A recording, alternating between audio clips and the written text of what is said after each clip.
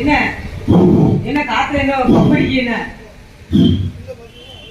ஏ பேச்சி பேச்சி தடி கயம் கிடக்கு இன்னும் வந்துட்டு இருக்கு தீர்த்தப்படம் வந்துட்டு இருக்கு தீர்த்தப்படமா அது மெதுவா வரட்டும் சரி சொல்லு பேச்சி கூப்பிட்டதா ஆமா பேச்சி நான் வந்திருக்கேன் எனக்கு இந்த மாதிரி குடு உனக்கு ஒரு கசரி படம் கூட இல்லை இந்த மட்டும் குடிச்சிருக்கணும் நான் போனோம்னா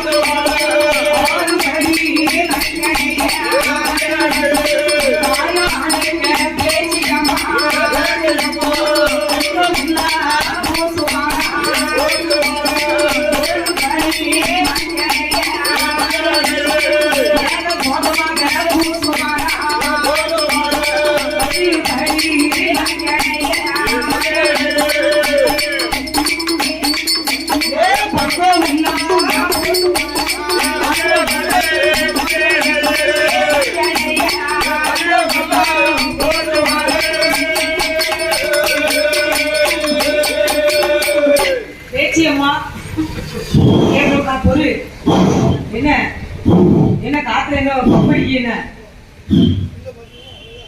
பேச்சி பேச்சி சரி கயம் கிடக்கு இன்னும் வந்துகிட்டு இருக்கு தீர்த்தப்படம் வந்துகிட்டு இருக்கு தீர்த்தப்படமா அது மெதுவா வரட்டும். சரி சொல்லு பேச்சி.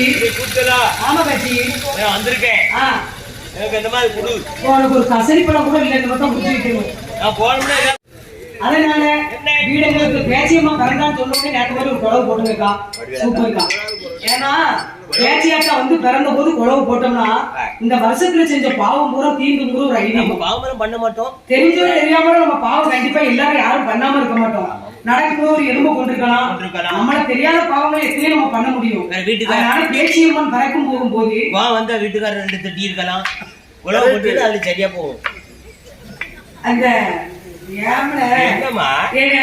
பிரம்மபீடத்துல பேச்சியம்மன் பிறந்தான்னு பாடும்போது குழவை போட்டா அந்த வருஷத்துல செஞ்ச பாவம் தீர்ந்து ஒரு ஐதீகம். உண்மைதாமா. குழவை போட தெரிஞ்சவங்க குழவை போடுங்க. சரி. குழவை போட தெரியாதவங்க ஒரு ஊழையாவது விடுங்க. விடப்படாது. இந்த கூட்டத்தோட நல்லா இருக்கும். குழவை போடுவாங்க அதான் போட தெரியும். என் பாறை வரல நாட்டை என்ன சொல்லிட்டுதான் பாரு. 5 நிமிஷத்துல பாருங்க.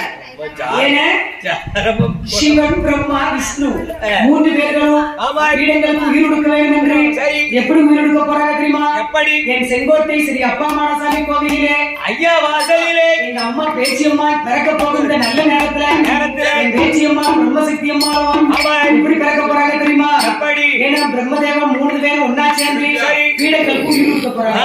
பீடத்துக்கு உயிரை கொடுக்க போறாங்க. தீர்த்தமும் திருப்பரமும்